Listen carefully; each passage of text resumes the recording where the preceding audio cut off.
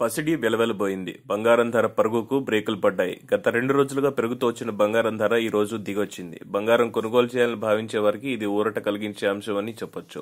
అంతర్జాతీయ మార్కెట్లో బంగారం ధర పెరిగినా కూడా దేశీయ మార్కెట్లో పసిడి ధర పడిపోవడం గమనార్హం. బంగారం తగ్గితే వెండి ధర కూడా ఇదే దారిలో నడిచింది. హైదరాబాద్ మార్కెట్లో బంగారం ధర పడిపోయింది. శనివారం 10 గ్రాముల 24 క్యారెట్ల బంగారం ధర ఏకంగా ₹330 దిగొచ్చింది. దీంతో ధర 51,140కి క్షీణించింది. అదే సమయంలో 22 క్యారెట్ల బంగారం ధర కూడా తగ్గింది. 13 గ్రాముల బంగారం ధర 330 తగ్గుదలతో 46,850కు పడిపోయింది. పసిడి ధర పడిపోతే వెండి ధర కూడా ఇదే ధరలో నడిచింది. కేజీ వెండి ధర ఏకంగా ₹500 పడిపోయింది. దీంతో ధర 52,300కు దిగొచ్చింది. పరిశ్రమ యూనిట్లు, నాణ్యపు తయారీదారుల నుంచి డిమాండ్ మందగించడం ఇందుకు ప్రధాన కారణంగా చెప్పుకోవచ్చు. ఇక అంతర్జాతీయ మార్కెట్లో బంగారం ధర పెరిగింది. పసిడి ధర ఔన్స్ కు 0.66% పైకి కదిలింది. దీంతో బంగారం ధర ఔన్స్ కు $1,812కు చేరింది. బంగారం ధర పెరిగితే వెండి ధర కూడా ఇదే ధరలో నడిచింది. వెండి ధర ఔన్స్ కు 0.83% పెరుగుదలతో $19.73కు ఎగిసింది. దేశ రాజధాని ఢిల్లీ మార్కెట్ లో కూడా పసిడి ధర పడిపోయింది. 22 క్యారెట్ల 10 గ్రాముల బంగారం 250 తగ్గింది. 47,700కు క్షీణించింది. ఇదే సమయంలో 24 క్యారెట్ల 10 గ్రాముల బంగారం ధర కూడా ఇదే ధరలో పయనించింది. 250 తగ్గుదలతో 48,900కు దిగొచ్చింది. ఇక కేజీ వెండి ధర ₹10 పెరుగుదలతో